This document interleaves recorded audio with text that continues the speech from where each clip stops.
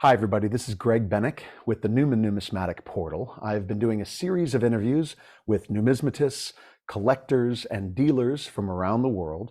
And this is yet another installment in that series. And I'm really excited today because today with me, I have David Schenkman. We're going to be talking about tokens and metals. We're going to be talking about his extensive numismatic history.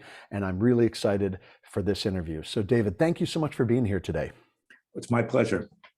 Well, I wanted to dive right in just with some origins. And I think that my intention with interviewing you is going to be, well, it'll take a couple different paths. One is the basic path, meaning for folks who maybe haven't encountered tokens and metals and the other things you've specialized in. And then the other path will be for more of the specialists. Like we'll talk about some specific pieces and some more details about those avenues that you've explored. But let's start with your origins. What was your origin story in terms of coins and tokens and collecting? How did that all come about? I started collecting stamps at a very early age. When I was 9 years old, my mother gave me a box of Indian head pennies that she'd had since she was a girl.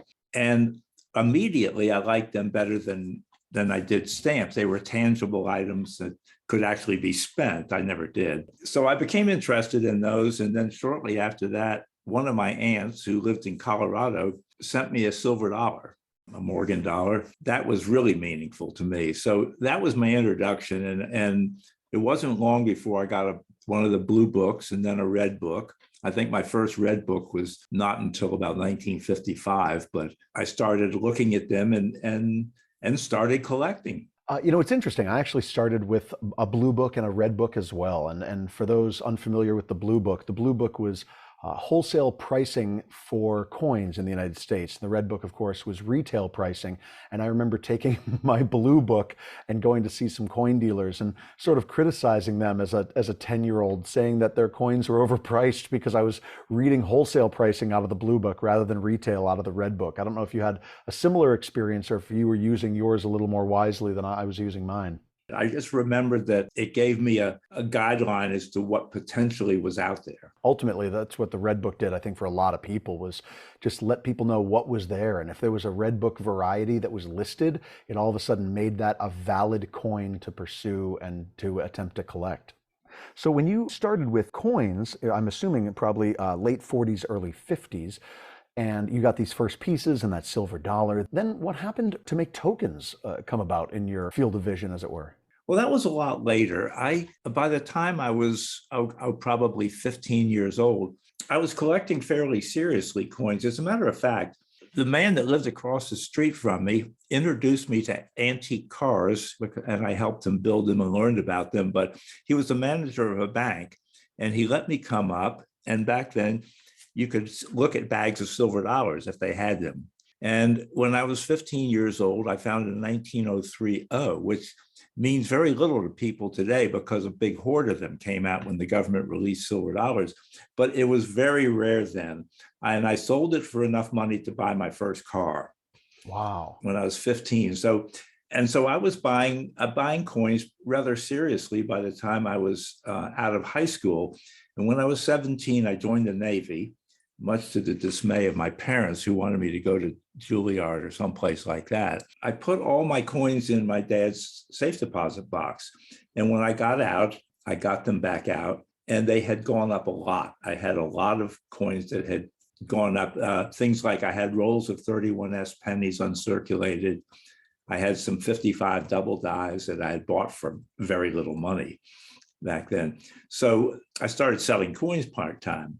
Now, getting to the tokens, around 1961, I guess, I started working part-time for a man in Norfolk, Virginia, where I lived, who had a coin shop. He was a retired Navy officer, and I would do whatever he wanted me to do with coins. And one day he gave me a box of Indian head cents and said he wanted me to attribute them and pack them up for sale. So as I was going through them, there was a half dozen of these coins that were not Indian head cents. They were different. They had advertisements on them, and some of them resembled Indian head cents. And so I asked him what they were, and he said they were Civil War tokens. Well, I was fascinated by them because there was so much more diversity than there was with the cents, which were the same except for the dates. He gave them to me, and I started collecting Civil War tokens.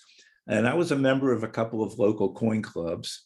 And I would pester everybody for tokens, and people would bring in tokens because very few people were interested in them, at least where I lived. And I got to the point where I had probably about 200 Civil War tokens. And what I started seeing were duplicates of everything that I had when I'd see something else. I wasn't picking up anything new. So I sort of assumed that I probably had them all. And then somebody gave me a copy of the George Fould's book on Civil War tokens, actually 2 little black books. And my bubble burst because he listed about 7,000 varieties. So I realized I didn't know a whole lot about these, but I had a book. So now I could at least find out which ones were rare and which ones were common. And so that really spurred my interest. And from there, I branched out to other types of tokens and obsolete paper money, and to a certain extent, coins also. And eventually I went in the coin business full time. I did that for a number of years. I'm no longer doing that, but I still have as much interest in coins as I always did. Well, let's take one step back. Let's say for a beginning listener, what is, since you mentioned them first, a Civil War token? Well, Civil War tokens, as you might assume, they were issued by merchants during the Civil War. And the reason they were issued was because there was a shortage of currency. People started hoarding gold shortly after the Civil War broke out. Then they started hoarding silver, and eventually it got to where they were hoarding copper. So these Civil War tokens, which were generally the size of a cent, in a lot of cases resembled an Indian head cent, they filled a gap. They could circulate, and they served 2 purposes, because not only did they advertise a merchant, but the merchant could buy them in quantity for less than a penny a piece. The going price for 1,000 of them was about $8 to have them made. So you could actually make a profit issuing these coins. So it sounds in a way much like Condor tokens and the role that they served in the UK, where there just was a shortage of coinage, and these coins were made to supplement a lack of coinage to provide for commerce to continue to exist. I guess that was the same thing with Civil War tokens then. Well, it was. And like Condor tokens, there are a lot of them were made for collectors. There were collectors of these tokens during the war and shortly after the war. The collectors that lived in the areas where there were die sinkers that were making Civil War tokens would go to the die sinker, look at his dies and say, well, make me 5 of these with this die and this die, make me 5 in silver and 15 in German silver or whatever. And they were creating rarities, instant rarities that now sell for large amounts of money. And what they would do is they would put one in their collection, and then they would trade with collectors in other areas that were doing the same thing with die sinkers in their areas.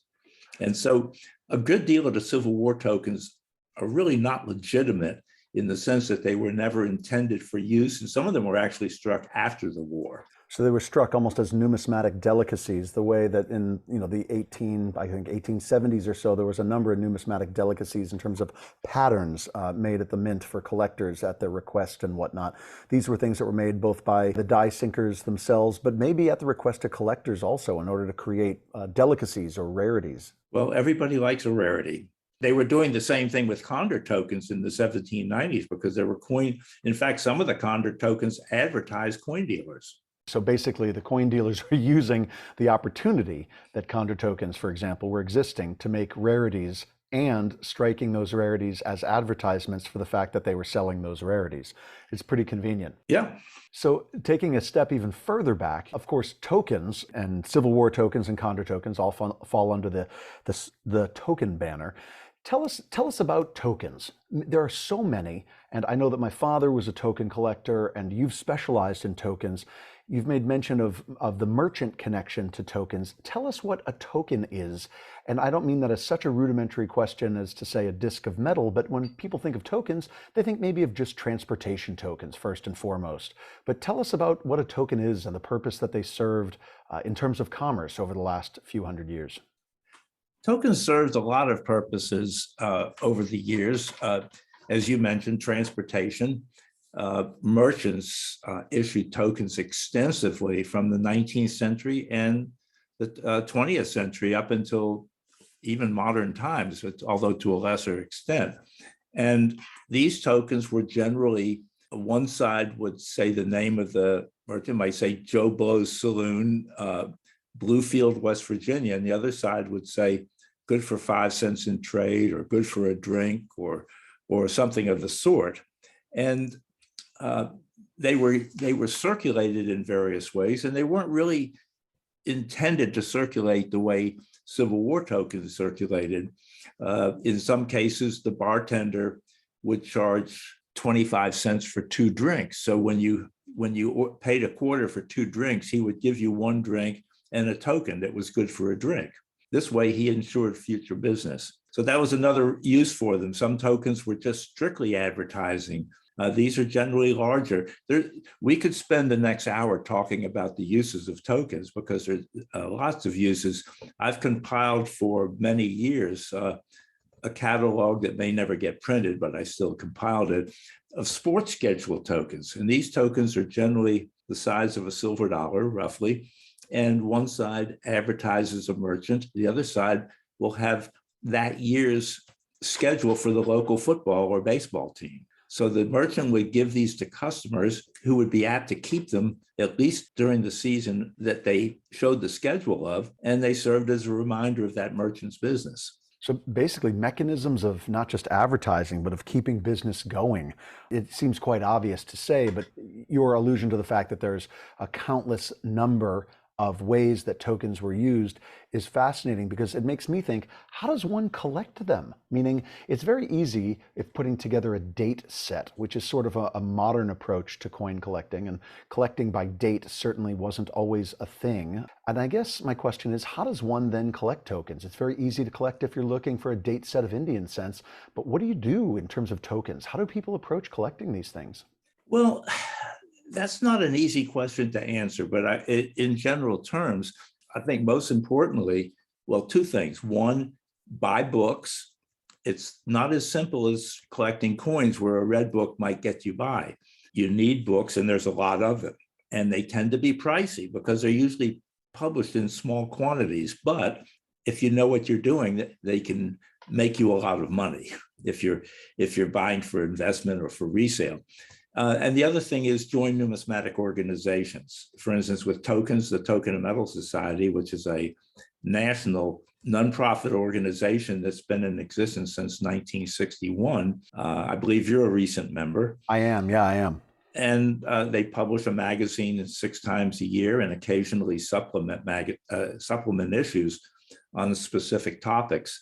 And they also publish books from time to time.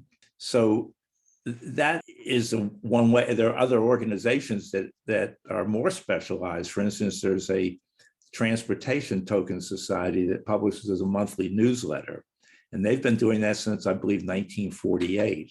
So there are, and of course, the American Numismatic Association. I would be remiss if I didn't put in a plug for them, because that's our national magazine. For and sure. They have articles on tokens and metals and paper money and whatever else you might imagine. While we're on the subject, I'll say that the Token and Metal Society puts out a magazine, as you said, the Tams Journal, and this has a full color cover. It's on glossy paper. It's pretty nice and full color all throughout.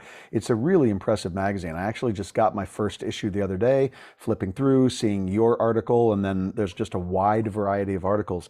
And what's interesting is that I don't have an extensive background with tokens, and still I joined just to learn something brand new about an area of numismatics that I know very little about, and there's a lot of that to learn in this magazine. So I'd highly recommend that, without a doubt. And I agree with you also about books.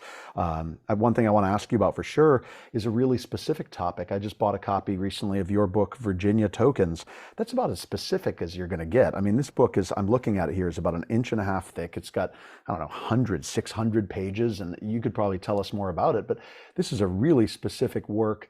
And I can't imagine a greater reference on Virginia tokens. It's enough, just this book alone, to get one started a collection of these things. What could you tell us about that book specifically? Well, in the first place, it's absolutely the best reference on Virginia tokens ever written, primarily because it's the only reference. So Getting back to the tokens, this is as good an example as any. I wrote the first edition of this book in 1980, and it was about 200 pages, and it listed 2,500 tokens. That was every token that I knew about from the state of Virginia, and I had corresponded extensively with other collectors and looked at collections and went up to the A&S in New York.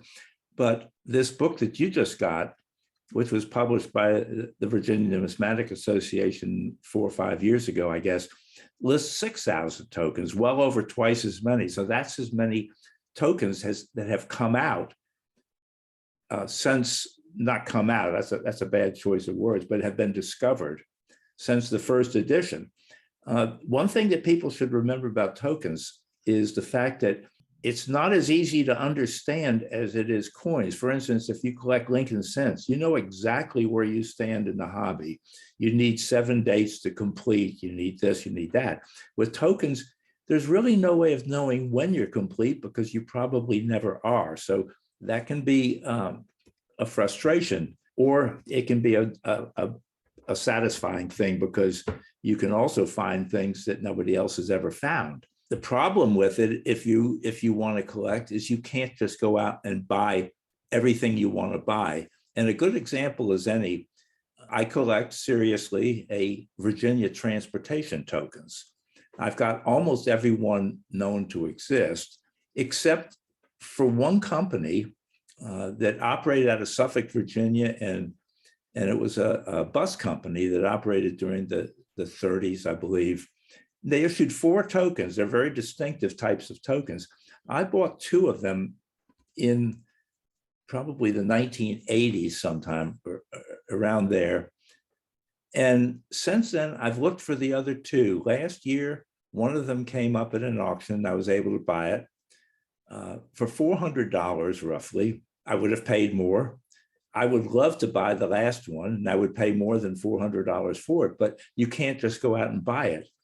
In tokens, we tend to call something not rare if there may be 20 of them around. We don't term it rare anymore because there's that many of them. Putting it another way, the Virginia token book that you bought, the 6,000 tokens that are listed, I would imagine that every token listed in that book is quite a bit rarer in terms of numbers made than a 1909 SVDB penny. And yet, they're not nearly as valuable. Is this because less were made, or is this because less of them survived after many, many were made, that there's so few around today? I acquired years ago the mintage a photocopy of an original die sinker who manufactured coal mine scrip tokens from the 20s through the 50s. And some of the mintages are as high as 1,000. A lot of them are under 100. I've owned plenty of tokens where the total mintage was only 50. So obviously, if 50 were made, there's not going to be a lot of them around. Now, it's interesting that you brought up the fact that tokens are an area of numismatics that you might pursue and never finish. When I interviewed Bill Groom recently, and Bill's specialty is counterstamps, Bill referred to counterstamps as the last great frontier of numismatics. And what he was referring to was the fact that there are always going to be counterstamps that can't be identified, that might be identified, that are being identified, or that were recently identified and connected with specific merchants. And it almost seems that tokens are a similar thing in that you, as you said, one might find a brand new token that has never, or not brand new, but a new discovery of a token that has never been discovered before. Do you feel the same about numismatics and the frontier that Bill Groom described in terms of tokens and where they fit into the whole numismatic world? I think that there are a lot of frontiers in numismatics, and I've never been able to understand the obsession that some collectors have, and I hope I'm not going to alienate too many people when I say this, with getting a coin that a grading service is graded 1 point higher than the one below it and paying 3 times as much for that 1 point when you generally can't even see it unless you really know what you're looking for. So as far as frontiers go, Bill is correct. There are a lot of counterstamps that will never be identified. There are also lots of tokens that will never be identified. They're what we refer to as mavericks, and a maverick is a token that does not contain enough information in its inscription to enable identification. And interestingly enough, the term maverick comes from a rancher in Texas in the 19th century who refused to brand his cattle. And his name was Sam Maverick. And unbranded cattle came to be referred to as mavericks. And that term is now used by token collectors. It's a fairly standard term to describe a token that's unidentified. I've never heard that before. That's totally fascinating. If you look at as one section of the TAMS journal, every issue, there's a maverick section, usually 4 or 5 pages towards the back. And those are all mavericks. There's a section of ones that people have identified, and there's a section of ones that have not been identified that people have sent descriptions of in. Wow, I'm literally looking at it right now. So these are things that people are finding, figuring out, and connecting to historical sources and references. It's literally the frontier that we're talking about, meaning that it's people doing the research about this field of numismatics as we speak, basically in time for the next issue of the TAMS journal to come out. It's pretty fascinating that people can be that participatory, because you're right. It's quite true that I don't know if people are going to discover anything new about the Morgan Dollar series with the same speed, perhaps, or the same amount of discoveries as seems to be happening in tokens and counterstamps. Yeah, and that they've been running that column since the magazine, pretty much since the first days of the magazine, which was 1961. A lot of tokens have been published in that magazine over the years. I edited that magazine for 27 years. And I can tell you that there's an amazing diversity of articles. Are the people who are discovering or connecting these counterstamps to historical sources, are they typically researchers, scholars, and academics and coin experts, or are they the average person who happens upon, say, a token and says, you know what, my grandfather's uncle's cousin's sister owned that store, and then making those connections that way? There's probably a little of that, but I think that collectors, if they have that collector instinct, no matter whether it's coins or tokens or paper money, when they get something that asks a question to them, when they look at it, they want to find the answer. And that's how researchers are born. Yeah, that totally makes sense. Okay, so along these lines, we've mentioned them and referenced them a few times, counterstamps.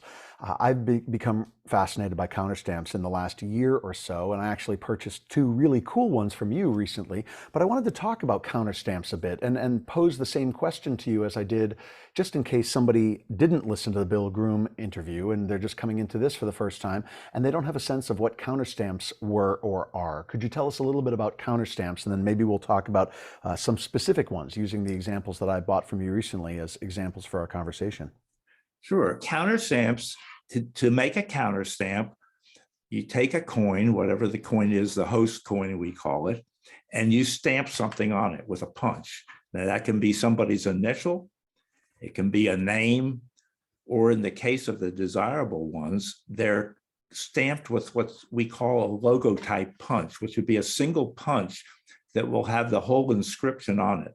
And the inscription might be Sprague and Blodgett's, Georgia Minstrels, Admit One, which is on the $50. And that inscription was on a single punch. So when they punched it, it got on the coin. So merchants would issue counterstamps. They would get the punches. They could punch any coin that came through their till and then circulate the coin back out into the world. And as it circulated, it served as an advertisement for that firm. Pretty remarkable. And I know that the 2 pieces that I bought from you recently were fascinating because they can be connected directly to historical events and people from history who have biographical information available online and available out in the world. So it's really different. It's, people all the time, and by different, I mean, people all the time will say, I wish this coin could tell a story, as they hold, say, a seated quarter of some kind. I wish this coin could tell a story. Well, all of a sudden with that counterstamp, the story begins to be told, meaning you mentioned Sprague and Blodgett's Georgia Minstrels. So one of the coins that I purchased from you was a $50. as you said, counterstamp Sprague and Blodgett's Georgia Minstrels. And I'll give you the opportunity first if you'd like to fill in the gaps for us, if you'd like to tell us maybe a little bit about Sprague and Blodgett's. I've done some research recently. I'm happy to do it if you run out of facts for us, but I'll put that in your hands if you'd like to share a little bit about that. You go ahead because you just researched it. Now, I will say that I just completed an article for the Numismatist, the ANA's publication, on 19th century numismatics of 19th century entertainers. And that includes counterstamps like that, because those were both shows, minstrel shows, circuses that traveled from town to town and performed and hopefully made money. And there are a lot of counterstamps that were issued by these companies, and there are a lot of other types of tokens. So the article I just finished, which is too large to run in one issue, so they're going to run it over 2 issues. I don't know when, but it's going to show, it'll talk about those counterstamps, other counterstamps, and a variety of other types of metals and tokens relating to the same topic. So what I found out after I purchased the counterstamp from you was that Sprague and Blodgett's was a Georgia minstrel show. And by Georgia minstrel, that signified that it was an all-black cast doing a minstrel show, singing, dancing, vaudevillian type skits and whatnot, that performed seemingly in Missouri in 1876 and 1877. And the coin that I purchased from you, as you mentioned, is stamped on the obverse around the periphery, Sprague and Blodgett's Georgia Minstrels, and then in the center, Admit 1. And that this was a piece that was used in order to have somebody gain access to the show. Well, what I found fascinating was that if you do a deep dive into Sprague and Blodgett's show, you can actually find the names that are of performers that are assumed to have performed or known to have performed in the show. And then if you go a step further, some of these folks, after the minstrel show was done and after the minstrel shows lost maybe the height of their appeal, they turned to film and other performing avenues. One of them in particular starred in a silent film that I watched the other night. So I'm sitting there the other night, and talk about if a coin could speak. I'm sitting there with the coin in my hand, which in 1876-77 would have gained me access to see a performer on stage singing. And as I'm holding that coin in my hand, I'm watching that same man now on screen in a silent film acting. I'm watching the actual man that I would have gained access to see by the coin that I held in my hand. That might have been the coolest numismatic experience I've ever had, and I've had some cool ones. That was pretty remarkable. So thank you for that opportunity. That was pretty amazing. Well, that's interesting. Sprague and Blodgett's, there were 2 men, Z.W. Sprague and Wash Blodgett, and their partnership only lasted for 3 years, from 1877 to early 1880. And then after they severed the relationship, Sprague continued to tour with his group as Sprague's Georgia Minstrels. And the reason they issued those, the reason you always find that counterstamp on a $50 is because it says Admit 1. Well, admission to the show was 50 cents, so you could get in with any 50-cent piece. But this, somebody finding this might think that they had gotten something with a premium. I just loved the fact that these things spoke from history and spoke with history in the modern day. So do you specialize, would you say, most in tokens and metals, as I think you do, or is it also counterstamps? Is it also the Civil War tokens? I mean, are you sort of a master and jack of all trades, as it were, or do you find yourself specializing in one of those areas? I don't consider myself a master of anything. I don't collect Civil War tokens, although I have some. I collect information about them. I have collected a lot of things over the years, including counterstamps, which I no longer collect. But I tend to lose interest in a topic after I write a book about it. And so I've sold several collections over the years. And you mentioned, you termed counterstamps as a last frontier, or one of them, and that's very true. I consider 2 of the most unappreciated areas of tokens right now, two types of tokens that were issued for very short periods of time, not long after the Civil War. And I'll tell you why I consider them so underrated. One of these two types is the hard rubber token. Tokens were made of hard rubber primarily from the Civil War years through the early 1880s. They were not struck. They were made in presses. It's kind of like a waffle iron type thing. And they hold up very well. And I wrote a book on these. I cataloged those a number of years ago. And there's only a few hundred known ones. And every once in a while, an unlisted one pops up, but not very often. But these tokens are very undercollected. And I think one of the reasons why is that you have to buy a book to know what you're doing with them. And people don't tend to want to spend the money for a book if they only have one or two of the tokens. The same thing holds true of embossed shell cards. And that's a series that was made from 1868 through the late 1870s for the most part. It consists of two pieces, generally embossed brass on one side with something resembling either a $20 gold piece or a seated dollar. And the other side would have an advertisement of a merchant. And these were generally 35, 36, usually a little bigger than a $50 and smaller than a silver dollar. Dave Bowers, a few years ago, wrote a fascinating book about these tokens, a catalog of them, giving a lot of historical information. The thing that I find so interesting about these tokens from the standpoint of collecting them is that they sell for a fraction of what Civil War tokens of the same rarity sell for. Why do you think that is? Well, Civil War tokens have been collected for a lot longer. There's an organization of Civil War token collectors, and there have been catalogs out for a long time. So it gives people a frame of reference, much like I was saying before, that if a variety becomes Red Book official, all of a sudden it's collectible, whereas beforehand, maybe perhaps not. True. Civil War tokens can bring huge money. And the ones that a lot of times bring the highest prices are the ones that really aren't legitimate. They were made for collectors. But, to each his own. I find it interesting that Civil War tokens will invariably bring a lot more money than political tokens with, say, Lincoln campaign tokens, which are generally rarer but they're not as collected. There's only a small number of people who collect something. Even if there's only 15 of them, then there are more than the number of collectors who want them. If there's only 5 collectors who want them, it means there's 3 per collector. And all of a sudden the desirability goes down in a way. So hopefully there'll be more collectors of these hard rubber tokens. And you said encased, what was the other, encased store cards? Embossed shell cards. Embossed shell cards. There you go. Embossed shell cards. If you happen to pick up a copy of that book, the Token and Metal Society published it. You'll find it fascinating because there's a lot of information in there, historical information for the pieces. Dave Bowers, of course, does a wonderful job with series like that.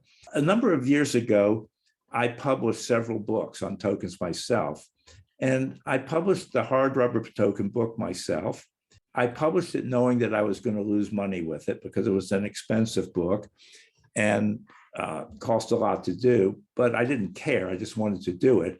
But a man came to me not too long after that who had written a book on tax tokens. Now, tax tokens, generally, you can buy a handful of them for $1. They're very low value things for the most part. There are better ones, but he wanted to know if I would be interested in publishing the book.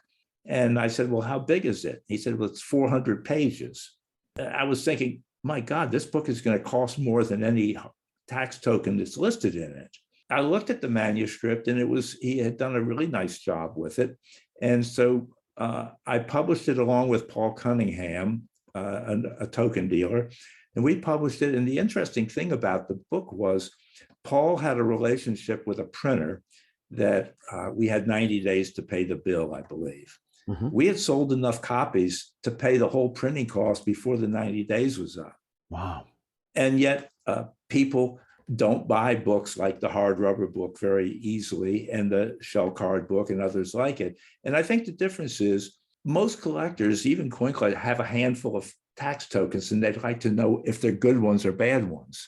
And on the other hand, very few people, unless they're collectors, have hard rubber tokens or shell cards or other series like that, or counterstamps for that matter. That makes sense. Now, is the book U.S. Shell Cards, 1867 to 1880? Is that the book we're talking about? Yeah, I think so, yes. Yeah, I just looked it up.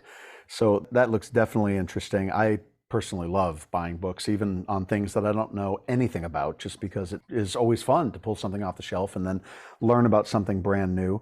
I want to make sure before I forget to let people know that the Token and Metal Society, if you look up tokenandmetal.org, you're going to find information on the Token and Metal Society. And then also, I just want to make sure to put in a good word for the Civil War Token Society. People can simply Google them. I think it's CWTS Society. You know, and I'll have to do a double check just to make sure, because I don't want to give the wrong reference. But the Civil War Token Society and Token and Metal Society, great places to start to learn about these endless frontiers, essentially, of areas of numismatics which aren't as popular perhaps as Lincoln cents and Morgan dollars, certainly. Not to disparage Lincoln cent and Morgan dollar collectors, because there's lots of them and they're fun too, but these are definitely areas that are a fringe in a way when you take the whole spectrum of popular numismatics to consideration. That's very true. And by the way, it is cwtsociety.com. There we go. Perfect. Thank you. And they publish a quarterly magazine that's excellent also. And recently I persuaded them to change the name of the magazine from the Civil War Token Journal, I believe it was, to Civil War Era Numismatics. And my feeling was that opening it up to articles other than strictly Civil War tokens, so people can write articles now and have them published on, for instance, I wrote an article on Grand Army of the Republic encampment medals, which are all post-Civil War, but they were organizations that Civil War veterans joined. And so things like political tokens and other types of tokens other than strictly Civil War tokens are now included. So they've been around for a long time also. And it's a well worth the nominal dues. That's great. And one thing I do want to throw out there as well to listeners is that joining an organization is important and great. Contributing to an organization really deepens the experience. And I know that when I started writing for Errorscope about error coins, for example, I started to get feedback, and it was fun, and you start to build friendships and connections and community. So I'd suggest if someone was to join, for example, Token and Metal Society or the Civil War Token Society, consider writing an article. Even as a beginner, consider writing an article and submit it, and then get some advice on writing and contributing, because the more one contributes, the hobby grows, of course, but also it's more fun. You start to build community that way. And I'm sure that you've found that to be true. You've been writing articles for organizations and for magazines across the board for decades at this point. A lot of decades, I guess. That's yeah. And the Civil War Token, the Token and Metal Society magazine is we have an editor now, Greg Burns, who does a wonderful job, and he will assist anybody. If a person's not confident on their ability to write an article, he will help. And I would help anybody that was interested in doing something like that. And I think there are a lot of other people that would help also. So it's a smaller society than the coin collecting society, and people tend to know each other more. I hope that all this comes across as encouragement for either new collectors or seasoned collectors to get even more involved. I think that the stronger our connections are to one another, the more fun ultimately that we all have. So I wanted to ask you a couple things. You know, you taught at Summer Seminar, the ANA Summer Seminar for many years. I was going to ask, what did you teach at the ANA Summer Seminar? I taught a class in U.S. tokens, and I did that. I taught for 18 years, and most of the years was that, but I taught several years on the subject of Civil War era numismatics, and I had co-instructors with that. I did tokens, medals, badges, things of that sort, and Wendell Wolke, who's a paper money specialist, did paper money, and we did that for a few years. I had a lot of fun with it. That's a wonderful place to go for the summer, and people tend to come back year after year, which says that they're enjoying it.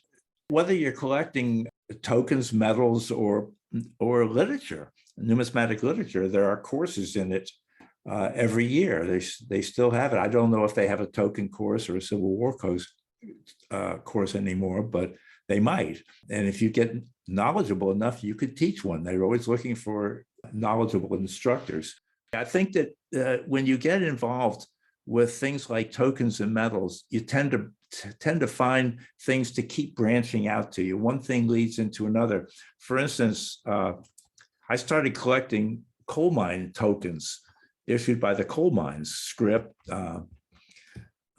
and in the 60s, and I still do, but eventually I branched out to collecting obsolete paper money issued by coal mines, which is quite a bit rarer in many cases because paper being fragile. And I just finished a book, which hopefully will get published this year, a catalog of paper coal mine notes from the 19th century. Well, since you brought it up, tell us a little bit about these coal mining tokens. What were they? Were they for use, say, in a company store, that sort of thing? And then the obsolete paper money connected to the coal mines as well. Tell us about that as well. Well, there's a song, St. Peter, don't call me because I can't come. I owe my soul to the company store. I think there's Tennessee Ernie Ford made a hit out of that. Yep. You load 16 tons and what do you get? That song. Yeah, another day older and deeper in debt. I think yes, that's the next and line. that pretty well describes them. Coal mines were generally in pretty isolated areas. And in many cases, the coal company owned virtually the whole town. They built the town around the mines, and they would build inexpensive homes for the miners, which they would rent to them. And they would build churches, and of course, they built stores that the company owned, which in many cases, and they sold pretty much anything you might want, housing items, you name it, at prices that often were quite a bit higher than they might be at another store. Coal miners generally were paid every 2 weeks. And when you started working, the first pay was withheld. So by the time a miner got paid, he might have run out of money before then and need to borrow from the company. And the way the loan would be made would be in scrip, which would be only spendable at the company store. So the tokens would have the name of the coal mine on them, and the other side would say good for 5 cents in trade or good for 50 cents in merchandise, whatever. And that's what scrip was.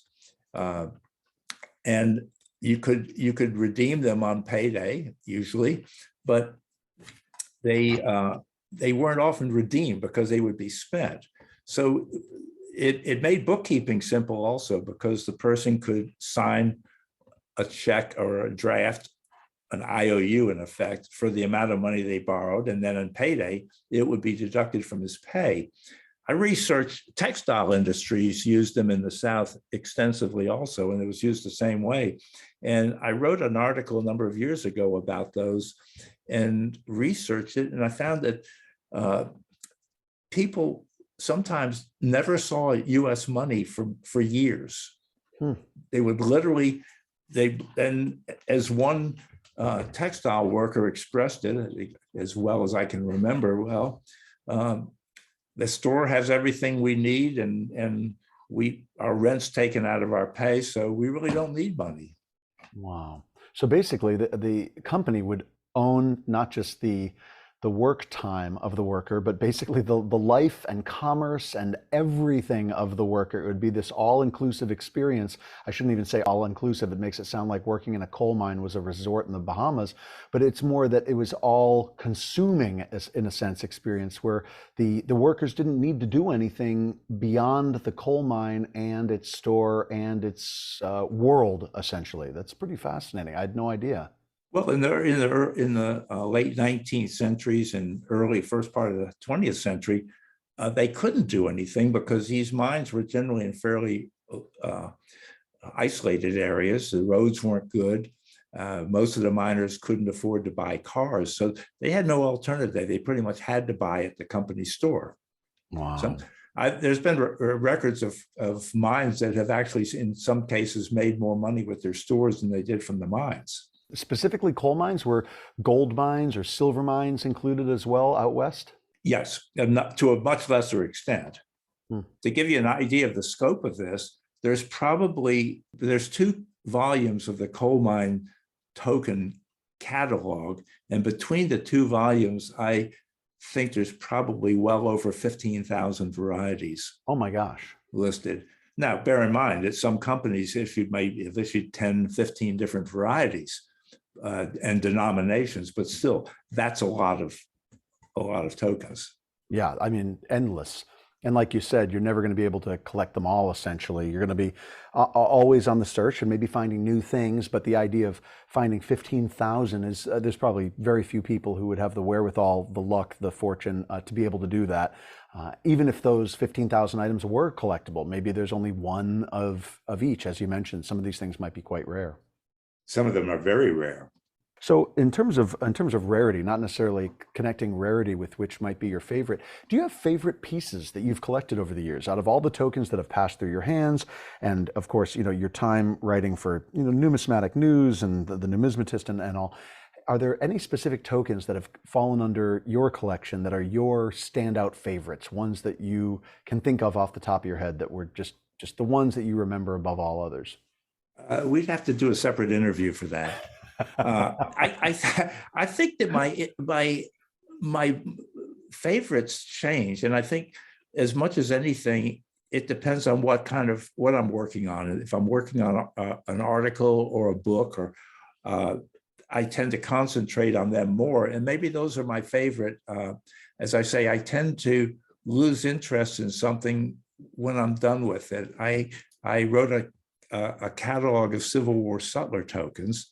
And those were tokens used by the merchants that traveled with the soldiers and sold goods. And I had my collection that was numbered about 400 pieces, and I got to the point that I was maybe finding one more a year because I had most of them. Mm-hmm. And I lost interest because I wasn't finding them. I think that a lot of collectors tend to, if you're looking for something, that's your goal. And when you find it, it's no longer your goal. So then your goal becomes something else. I could totally see that. And at the same time, I can imagine celebrating and being so excited about the acquisition or the find that you celebrate it for a while. But there's definitely in the collector mindset, and I've talked in other interviews about the collector mindset. What makes us collectors? What is it about our brains or about our approach to the world that makes us want to acquire or appreciate items, numismatic items, for example? And I'm fascinated and would love to write a book, I think, on just that alone, the psychology of the collector. But there's something about us that once we acquire something, we're both satisfied and then we're on to the next thing, which is seemingly what you're saying about you write the book, you've completed that thing, okay, now what's next? Well, that's true. And you never forget them all. This book that I'm just finished, I finished the catalog. I'm close to having it published, and on obsolete currency relating to coal mining. And just last month, a note popped up that I didn't know existed from a coal mine, a coal and canal company in Pennsylvania from the 1830s, as I remember. The note cost me a couple of $100. I don't even remember what, but I didn't even know it existed. And there was something I added to the book after the fact. Amazing. So I'm sure something else will pop up after the book is published. It's just incredible that the body of information is still unfolding even as we speak. That's inspiring because it means that not just the so-called experts can make finds and define the hobby, but that individuals might do that work as well, which is really inspiring for anybody out there aspiring to collect something new and different like tokens and medals and or counterstamps, hard rubber tokens, and the other things we've talked about. Well, that's true. And I think, of course, the internet has just opened it up because nobody lives in a vacuum anymore. That's true. So it's been a good thing and maybe a bad thing in some ways, but it certainly has brought out a lot of things that previously people didn't know existed. Well, and case in point, with the Sprague and Blodgett counterstamp that I purchased, certainly I never would have been able to do the research as quickly and efficiently as I did the other night at 1 in the morning with Google, finding all this information about this obscure piece that had arrived in the mail that day. So it's just endlessly interesting, especially when we've got a focused point for our research. I remember the first books I wrote, I did on an IBM Selectric typewriter. Amazing. Can you imagine how many pages I changed and rechanged when I had to find errors before word processing? I can't even imagine. I can't imagine, like, you're looking over the page and you realize that you forgot a comma and therefore you have to retype the entire page. That sort of thing. One thing we didn't discuss at all, and I just want to make sure that we touch on it, we talked about tokens and counterstamps, and we talked about Civil War tokens and all sorts of things. We didn't talk about medals at all, and I've been kind of interested in medals recently because while I don't know much about them, when I'm walking around coin shows, wherever that happens to be, Baltimore, Long Beach, what have you, and I notice medals these days, I'm looking at them now from a different mindset now that I've gotten interested in counterstamps and the history connected to specific counterstamps, for example. And what I like about medals is that sometimes medals are engraved with the names of the recipients, and you can learn about the recipients of those medals and make connections that way. What could you tell us about medals and the collecting of them that interests you? Well, most people, I think, collect medals by topic as much as anything. And there's so many different kinds of medals. I don't collect medals generally, although I collect, or did collect, I have them still, but I've got a full set of official British coronation medals from 1603 on to the 1935, which was the last one, 37, I guess.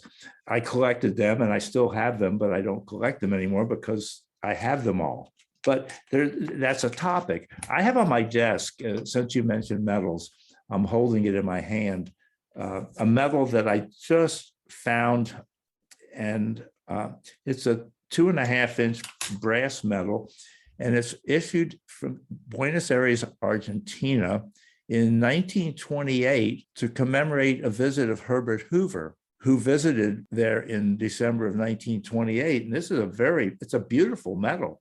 It probably doesn't have a lot of value. I can't imagine that it's worth $100. It's probably worth a lot less. I don't know how rare it is, but I was able to do some quick research, and it will probably be the topic of a column. I write a monthly column for the Numismatist and on tokens and medals. And so I'm constantly looking for items to write about. And this probably has, I look at an item like this and say, okay, can I write 1,000 words about this? And that's my criteria. And this one probably I can. Once I've written it, I don't have any interest in the medal, but right now I'm interested in the information I can find about the medal. I'll buy an item like this just to write a column about, and then I'll get rid of it because you can't collect. I collect certain things that I don't, that are not tokens of metal. I collect selectively colonial coins, and I also collect colonial currency, but only certain things. So I collect a little bit. I have a full date set of bust $50 of the 1807 through 1836 type, and various other things like that I've had an interest in. That's great. I'm actually quite similar. As I mentioned in a few of these interviews, I focus on error coins, but I've got a building set of Standing Liberty quarters and then a set of Indian head cents and Flying Eagle cents. And I love that aspect of all this too. So this has really been fantastic talking to you, just hearing the other side of the coin world in essence, and that oftentimes what we hear about are date sets. And then to hear from you about all these different areas of numismatics and like medals, for example, issued as commemoratives for Herbert Hoover's visit, but then also there's, like I mentioned, there's countless medals that were issued to specific people to celebrate an experience or an achievement. There's just so many ways to put your interest into coins and the hobby. It's just endless. Yeah, it really is endless. I own a company that specializes in selling banjos, of all things. And I know, don't laugh. But no, I love it. I'm excited you brought it up because I went on your banjo site the other night and was amazed by it. So please feel free to let us know where to find that and tell us more. Well, I wasn't gonna give a pitch for banjos, but I collect numismatic items relating to banjos. I have a couple of engraved coins, and I've written columns about some of these.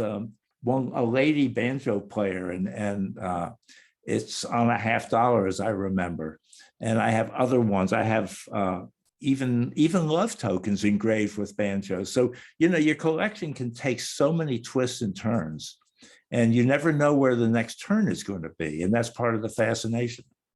It really is. It's the fascination and the fun and just following your own lead in a way. I know that when counterstamps first came into my reality, and I acquired my first couple pieces by a druggist from Sacramento whose last name was Polimus, and I got really interested in this guy's counterstamps and bought a couple of them, and then started thinking, maybe I'm going to collect specifically things that I can connect to a historical person, and then your mind starts going and you go down that avenue, and it's just fun. It's just fascinating and fun.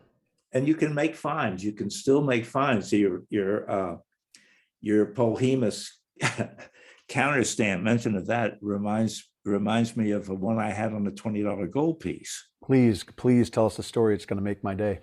Well, in the I guess in the late 70s, a good friend of mine who owned a coin shop in Virginia picked up a Polhemus counterstamp on a $20 gold piece. And I said, what are you going to do with it? And he said, well, I'll probably offer it for $300. At the time, low grade 20s were selling for around $150. Wow. I said, well, I'll buy it, Joe. So I bought the piece, and I wrote I started writing a column for the Numismatist in the late 70s, which I did for a couple of years back then. And that was the subject of my first counterstamp. So John Ford called me up shortly after that and told me he was going to do me a favor and take it off my hands for $750. And I declined, and which didn't make him very happy. So I had it for a few years, and I was setting up at a coin show in Philadelphia, and the dealer that I bought this piece from was at the next table. And Ray Byrne, who was a good friend, he was a very advanced collector of counterstamps, among other things, from Pittsburgh, came up to me and he said, I want to buy your Polhemus counterstamp. I said, I don't want to sell it, Ray. And he kept badgering me. And finally, Joe, the guy, I won't mention his name, who I bought it from, came up to me and said, don't be a jerk, Schenkman, put a price on it. And I said, okay, Ray, $15,000. The dealer I bought it from, the color started going out of his head when Ray said, well, I'll take it. And so at that time, it was a record price for any token. And in fact, there was a half-page article in Coin World about it. So I didn't really want to sell it. And so I quoted way more than I thought it was worth. And I told Ray, I said, Ray, I think you're crazy to buy it for that. I didn't have it with me. And this was in the spring. I said, I'll tell you what, I'm coming to A&A, and you are too. If you decide you still want it, call me and I'll bring it. Otherwise, the deal's off and no hard feelings. Well, he called me and I brought it and he bought it. So fast forward a few more years, Ray died and his whole collection came on the market. And I bought the collection intact with another dealer. So I owned half of it again. Then the dealer decided he wanted to be a counterstamp collector and bought out my half. A few years later, he put his whole collection at auction with Dave Bowers. Mm-hmm. Bowers and Moren, I guess it was at the time. Mm-hmm. And I was real curious. Dave wrote a whole page or a page and a half about this counterstamp, and I was very curious to see what it would do. And it ended up selling for around $11,000 plus the buyer's fee. To me, the most fascinating part of the story is this. About 2 months after the sale, I got a phone call from a man who sounded like an elderly man, probably my age, probably younger. And he said, are you the person that had the Polhemus counterstamp? I said, well, I did.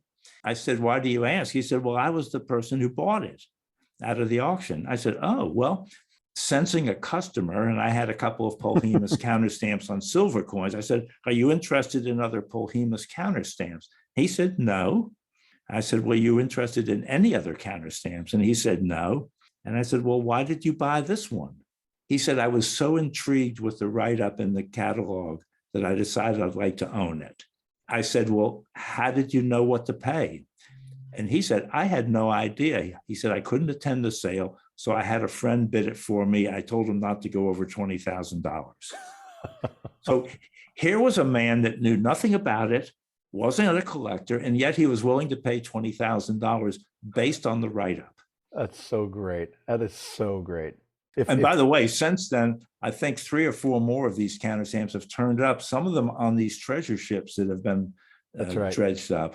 That's right. I was on just $20 gold pieces. Yep, I was just about to say, if I had the chance to buy one, I don't know what I would do depending on my financial situation at the time, but that's a fantastic story. I love the through line of that piece being sold and sold again over the years. And I think I think I might be mistaken. I think there's 3 known on $20 gold pieces at this point. I believe one of them sold for close to $50,000 at an auction. Sounds about right. Sounds certainly right to me. So, well, this has been fantastic, and I hope that you've enjoyed it, David, because I've had a great time talking with you today. And very much. Yeah, thanks so much for just sharing information on all these different areas that people can explore. And I feel like this has been both biographical for you, but also informational in terms of what people can then do and then take after this interview to go explore and learn more to heighten their own awareness about some of these areas of numismatics. So I appreciate it so much. Well, I'd just like to say that anybody with a serious interest is more than welcome to email me, and I'll be glad to try to help them answer their question if I can, or try to direct them in the right direction, point them in the right direction. And we can either, if you like, you can say your email, or I can print it on the page, whatever you prefer. Oh, I can be reached at my first initial, D. Schenkman, SCHENKMAN, at Verizon.net. Well, I appreciate it. And to everybody listening, this is, as I mentioned at the beginning, a series of interviews. So this is going to be ongoing, and there's an extensive list of folks that I plan to talk to. So if you've enjoyed this interview, you can listen to the other ones and watch the other ones. Some of them have a video component where I'm speaking to a live face. This one, audio, and all of these interviews will be on the Newman Numismatic portal on my page there. So be sure to let people know about that. And thanks so much, David Schenkman, for spending some time with us today. I really appreciate it. It was a pleasure.